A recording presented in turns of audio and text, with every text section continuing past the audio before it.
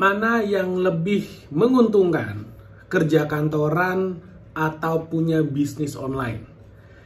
Jadi kalau misalnya kamu mungkin habis ikut seminar motivasi gitu kan, biasanya motivatornya akan bilang, kalau bisa dua-duanya kenapa harus pilih salah satu? Saya adalah orang yang bisa habis kerja kantoran, pulangnya bisnis online. Nah, kalau kamu termasuk orang yang seperti itu, kamu termasuk orang yang bisa pulang kerja kantoran punya bisnis online, saya berani katakan Anda dahsyat luar biasa. Peluang Anda menjadi kaya jauh lebih cepat daripada yang karyawan saja. Nah, tapi gimana dengan kalau misalnya kamu harus memilih salah satu? Kalau kamu harus memilih salah satu, atau sekarang mungkin kamu baru selesai kuliah, kamu baru selesai sekolah, kamu baru mau mulai berkarir sebagai seorang karyawan, tapi sekarang kamu ada di persimpangan jalan nih. Mendingan mana? Apakah memulai bisnis online dan full time di bisnismu, atau kamu bekerja sama orang sebagai karyawan dengan jam kerja mungkin 9 to 5 dari jam 9 pagi sampai jam 5 sore?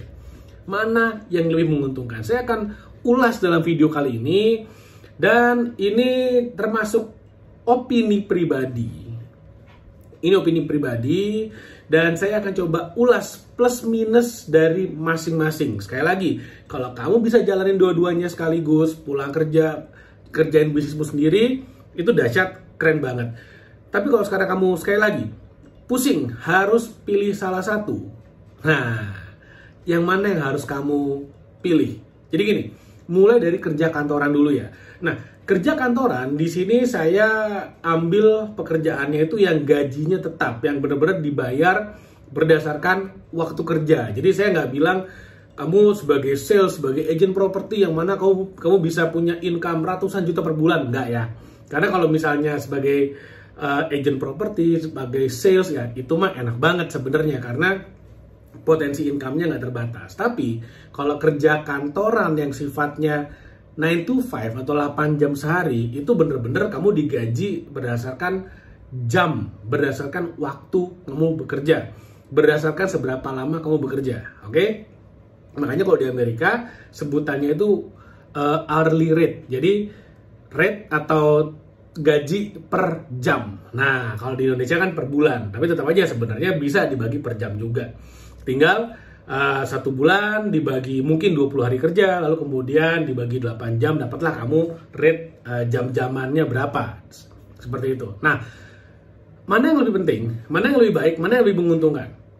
Kalau kamu bekerja sebagai seorang admin misalnya, kamu bekerja di sebuah perusahaan 8 jam sehari. Artinya, di sana ada satu yang namanya kepastian. Oke? Ada satu yang namanya kepastian. Yang mana artinya kalau misalnya kamu melakukan pekerjaan itu yang sifatnya bare minimum. Bare minimum itu maksudnya gini.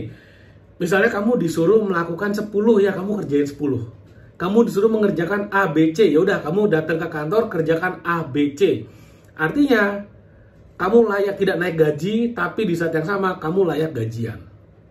Kamu layak mendapatkan income bulananmu. Artinya, kamu cukup safe, cukup aman. At least bisa makan, punya tempat tinggal.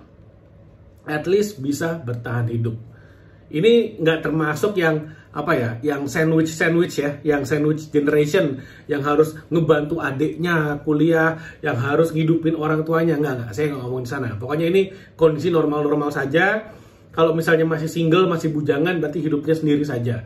At least kalau misalnya punya pekerjaan, punya gaji, at least bisa hidup. Oke? Nah, itu dulu dipahami. Jadi kalau misalnya kamu ada dalam posisi di mana kamu perlu kepastian, kamu perlu keamanan, security, sebaiknya saran saya, kamu kerja dulu sama orang.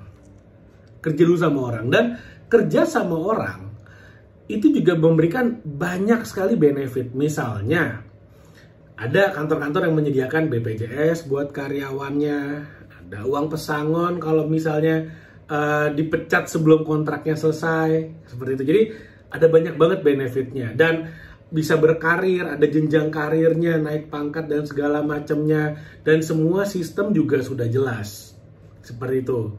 Dan biasanya ini dilindungi oleh Undang-Undang Ketenagakerjaan. Jadi banyak keamanan di sana. Saya nggak mengatakan oh kamu jadi budak korporat, enggak. Itu konotasi yang menurut saya itu sangat negatif dan sangat tidak konstruktif. Jadi ya udah, kamu di sana mencari keamanan karena kamu butuhnya security, maka di sanalah ada security. Oke? Saya nggak ngebahas kalau jadi karyawan kapan financial freedom. No. Kamu lagi nggak nyari freedom, kamu perlu security, dan itu sangat manusiawi, itu sangat wajar banget. Karena gini, sebelum kamu bisa berenang di laut lepas, paling nggak kamu bisa berenang di kolam renang dulu. Nah, paling nggak kamu belajar berenang dulu, punya pelampung dulu, ya kan? Punya pelampung, punya tabung oksigen, safety first. Ibaratnya kalau naik mobil, ini tuh di mobilnya udah ada remnya, udah ada airbagnya kalau misalnya terjadi kecelakaan, ada pengamannya, lalu kemudian di mobilnya ada P3K, jadi ada security-nya dulu. Security-nya dulu, ini aman dulu, seperti itu. Jadi apa kelebihan kalau misalnya kamu berkarya sama orang atau bekerja sama orang, itu adalah ada yang namanya kepastian. Ada yang namanya keamanan, kamu pasti digaji. Kalau nggak digaji, ya kantornya akan berurusan sama pemerintah, kan seperti itu. Kamu dijaga, kamu dilindungi, seperti itu. Jadi kalau kamu nyari job security, kerja sama orang, is okay, nggak ada yang salah dengan itu. Sekarang bisnis online, oke? Sebelum saya lompat ke bisnis online, saya mau jelaskan dulu apa kekurangannya kalau kerja sama orang. Jadi gini, kalau kamu kerja sama orang, maka kamu dibayar berdasarkan waktu yang kamu berikan. Artinya, ada cap, ada batasan dari income yang bisa kamu dapatkan. Itu kelemahan nomor 1. Kelemahan nomor 2, nah menurut saya ini yang benar-benar akan menyulitkan kamu kalau goalmu berubah dari security, dari keamanan, mau menuju freedom. Apa itu? Yaitu adalah waktumu terbatas. 9 to 5. Jam 9 sampai jam 5 kamu di kantor. Dalam 1 minggu 40 jam itu kamu harus kasih buat perusahaanmu karena kamu dibayar buat itu. Saya bahkan nggak pernah mengajarkan di jam kantor kamu ngerjain bisnis online. Saya nggak pernah ngajarin kayak gitu karena saya mengajarkan kamu untuk respect terhadap orang yang kasih kamu makan. Itu sangat penting sekali. Jadi kamu harus paham bahwa waktumu itu akan hilang. Bukan hilang maksudnya. Waktumu itu adalah didedikasikan untuk kantor, untuk perusahaan tempat kamu bekerja. Oke, meskipun ya Sabtu Minggu, tanggal merah, cuti, itu bisa kamu pakai buat dirimu sendiri. Tapi most of the time, sebagian besar waktumu itu adalah untuk kamu bekerja. Dan memang seharusnya begitu. Itu adalah harga dari sebuah keamanan, security. Oke, sekarang lanjut ke bisnis online. Berlawanan 180 derajat dengan kalau kamu kerja kantoran, memulai bisnis online tidak ada yang namanya income yang pasti. Ini kelemahannya ya, kelemahannya dulu nih. Nggak ada yang namanya income yang pasti. Apalagi ketika kamu baru belajar, kamu dari nol dan kamu benar-benar nggak ngerti, blank banget tentang bisnis online. Kamu nggak ngerti mulai dari mana, kamu nggak ngerti gimana caranya ambil produk yang benar, kamu nggak ngerti media sosial, anggap aja kamu nggak ngerti medsos ya, kamu cuma ngerti pakai medsos tuh buat posting-posting aja, buat posting makanan, posting lagi nge-gym, posting lagi jalan-jalan, posting lagi sama pacar. Kamu cuma pakai media sosial misalnya buat kalau kamu cowok nonton cewek-cewek, kalau kamu cewek nonton cowok-cowok. Atau misalnya kamu ngepoin mantan lagi ngapain, nah kan biasa itu aja tuh gunanya media sosial kan, sambil pamer kita lagi makan apa. Nah, sekarang kamu pengen bisnis online, kamu pengen mengubah penggunaan media sosialmu dari yang awalnya cuman bergosip, nonton konten politik yang nggak akan bikin kamu pinter juga. Nah, kamu pengen bikin media sosialmu jadi bisnis online. Kelemahannya dulu. Kelemahannya adalah kalau kamu dari awam banget ingin menghasilkan uang, kamu perlu waktu. Ada satu konsep yang namanya learning curve. Jadi kamu learn dulu awalnya, tapi begitu kamu udah bisa, nah ini tiba-tiba eksponensial nih. Ada learning curve namanya. Jadi kurva belajar. Awalnya landai, kok lama ya, kok nggak ada hasil ya, kok nggak bisa, kok posting nggak ada yang nonton. Tapi lama-lama begitu udah dapet celahnya, tiba-tiba wah, 50 juta sebulan, tiba-tiba wah 80 juta sebulan, dan seterusnya. Bahkan saya pernah ketemu orang yang benar-benar full time sebagai affiliate TikTok, itu income bersih, sekali lagi bersih, per bulannya bisa ratusan juta. GMV-nya atau omsetnya atau gross merchandise value-nya, jualan di akunnya dia itu sampai miliaran. Saya pernah ketemu yang kayak gitu. Artinya itu mungkin dilakukan. Dan kelemahan dari bisnis online, namanya juga bisnis, kamu bisnis sendiri, oke? Kamu jadi bisnis ownernya. Tidak akan ada satupun orang yang akan nge-push kamu, ngasih tahu kamu what to do. Nggak akan ada satupun. Nggak ada yang nelponin kamu nanyain, gimana, ini udah kerjaan belum? Nggak ada. Nggak ada satupun. Kamu harus mulai dengan dirimu sendiri, kamu harus punya disiplin dan komitmen untuk dirimu sendiri. Makanya kenapa tadi saya bilang, kerja sama orang oke kok. Kamu belajar disiplin di sana, kamu belajar komitmen di sana, kamu belajar ditendang pantatnya, disemangatin gitu ya, dipush sama seniormu, sama supervisormu, sama atasanmu. Ketika kamu lompat ke bisnis sendiri, nggak ada yang ngasih tahu kamu what to do. Kalau kamu bingung, kamu bingung. Kalau kamu nggak ngerti apa yang dilakukan, ya udah, selamat tidak mengerti apa yang dilakukan. Kalau di kantor kamu nggak ngerti, kamu tanya atasan, ya harusnya dia bisa jawab apa yang harus dilakukan. Kalau kamu bisnis sendiri, nggak ada yang bisa tanyain. Kalau kamu nge-DM saya di IG, kamu nanya, saya pasti jawab. Tapi saya nggak mungkin besoknya nanya kamu, udah dilakukan belum? Saya nggak mungkin nanya kayak gitu.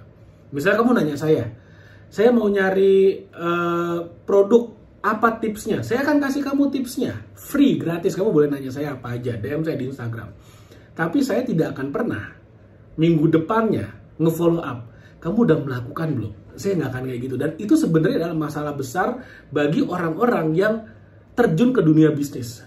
Tidak ada yang ngasih tahu apa yang harus dilakukan. Itu sulit sekali sebetulnya. Sulit sekali. Harus ada kesadaran dalam diri bahwa dirinya mau maju. Harus ada komitmen dalam diri bahwa dirinya mau maju. Mencari sendiri jawabannya. Jawabannya ada di mana-mana. Di YouTube channel ada. Kalau kamu ikut workshop, ikut seminar, ikut pelatihan, ikut training, baca buku, jawabannya ada. Semuanya ada.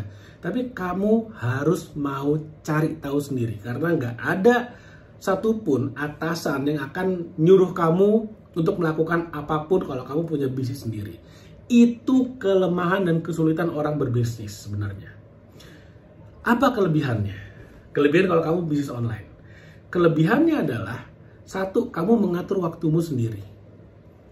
Saya pernah ketemu orang di Bali, orang asing gitu ya, bukan wisatawan sebenarnya, dia udah lama tinggal di Bali, dia digital nomad, orang bule gitu ya. Dia digital nomad, tinggal di Bali udah berbulan-bulan. Saya ngobrol-ngobrol, dia adalah seorang online coach, oke? Online coach yang mana dia punya kelas online yang dia jual $10 per bulan. Membernya 1000 orang. Membernya 10.000 orang. Artinya setiap bulan dia kerjaannya cuman surfing, naik motor, naik gunung, jalan-jalan, party di Canggu. Tiap bulan dapat $100.000, $1,5 miliar. Bayangin, kita tinggal di Bali punya uang $1,5 miliar per bulan. Wah, itu bisa tinggal di villa ke villa, pindah villa, uangnya nggak akan habis-habis. Itulah dahsyatnya bisnis online. Jadi, kalau ketika saya bilang bisnis online, itu jangan langsung kepikiran, affiliate. Bukan, affiliate itu adalah salah satu dari bisnis online. Orang yang saya ketemu itu adalah online coach. Dia seorang coach. Dia punya kelas online yang dia jual. Membership bentuknya $10 per bulan. Dia punya sekitar 10.000 member. Artinya tiap bulan dia dapat 100.000.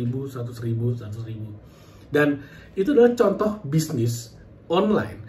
Bisa dilakukan di mana saja, kapan saja, mau sambil liburan, sambil party gitu kan, sambil apa kayak mabok-mabokan, terserah. Sambil jalan-jalan, sambil diving, sambil hiking, uang ngalir terus ke rekeningnya. Itulah kedahsyatan bisnis online. Bisa dilakukan dari mana saja. Kalau kamu misalnya bisnisnya offline, kamu buka toko. Selama belum ada orang yang bisa menjalankan tokonya, kamu harus ada di sana. Kamu harus jaga toko terus. Ketika kamu jaga toko terus, maka ya sama aja. Itu sama seperti kamu seolah-olah punya bisnis, padahal kamu jadi karyawan juga di sana. Kamu tukar waktumu dengan uang. Padahal sebetulnya esensi dari bisnis itu adalah bagaimana kita membangun sistem yang bisa bekerja tanpa kita harus mengawasi operasionalnya 24 jam sehari. Itu esensi dari punya bisnis. Makanya kalau ada orang, dia punya bisnis online, itu jauh lebih mudah. Makanya kenapa saya perbandingkan di sini adalah kerja kantoran dengan bisnis online. Nah, sekarang kamu udah pikir, oh kelebihannya adalah kita bisa punya waktu, punya income nggak terbatas. Jadi artinya sebetulnya kalau yang kamu cari adalah freedom, akan jauh lebih baik kalau kamu punya bisnis online. Meskipun artinya risikonya adalah di awal-awal, kamu harus siap-siap, dia akan struggling dulu, namanya juga mulai bisnis, nggak ada orang mulai bisnis, tak mulai, langsung miliarder, nggak ada. Pasti semuanya bertahap, sambil belajar, sambil berkembang. Nah, apa jalan tengahnya? Balik lagi ke awal video ini. Jalan tengahnya adalah kalau saya sarankan kamu lakukan dua-duanya. Jadi, mungkin di awal kamu bekerja dulu sama orang sambil kamu mengamankan keuanganmu dulu. Amankan dulu cash flow-nya. Ketika cash flow-nya udah aman, maka kamu berpikir bagaimana caranya ekspansi, gimana caranya naikin income, gimana caranya kamu bisa punya bisnis sendiri yang kamu kembangkan pelan-pelan. Selagi bisnisnya masih struggling, gajimu dari kantor ini mengamankanmu. Tapi ketika bisnismu udah growing, udah berkembang, maka di sanalah waktunya kamu udah mulai bisa mikir nih, lanjut kerja atau gedein bisnis. Paling tidak ketika bisnis onlinemu udah bisa income-nya sama dengan gaji kantor, di sanalah kamu mulai bisa berpikir, apakah lanjutin bisnis, eksponensialkan pertumbuhannya, atau stay dulu sambil kerja iya, bisnis iya. Itu di sana kamu yang menentukan. Nah, pertanyaan berikutnya, gimana caranya supaya kita mulai bisnis, tapi nggak perlu nunggu berbulan-bulan baru ada satu penjualan? Gimana caranya? Kamu harus cari mentor, kamu harus belajar, kamu harus kembangkan dirimu, kembangkan skillmu, belajar skill-skill untuk bisa memulai bisnis. Salah satunya yang bisa saya rekomendasikan adalah buku ini. Buku Scroll Like Cuan. Di buku ini kamu akan belajar bagaimana caranya membangun bisnis dari nol. Membangun bisnis online dari nol hanya dengan modal media sosial. Jadi di buku ini kamu akan belajar gimana caranya mengubah medsos menjadi mesin income, menjadi bisnis online. Saya masih awam, saya masih pemula. Nggak usah khawatir karena di buku ini kamu akan belajar dari nol. Buku ini akan menunjukkan apa langkah awalnya dan mulainya dari mana. Oke, kalau kamu mau beli buku ini, Scroll Like Cuan, nanti linknya ada di bawah, silakan kamu beli. Dan kamu bisa pelajari isinya, ini bukunya sangat padat bergizi, sangat padat sekali isinya. Jadi benar-benar membimbing kamu dari A sampai Z, dari nyari produk, mencari media sosialnya, gimana cara bikin kontennya, gimana cara jualannya, bahkan sampai gimana cara ngejawab customernya juga diajarin di sini. Oke, mudah-mudahan apa yang saya share bermanfaat. Nanti linknya dari bawah, silahkan diklik kalau mau beli. Jangan lupa like video ini dan share video ini dan subscribe YouTube channel ini. Thank you. Sampai ketemu lagi di video berikutnya.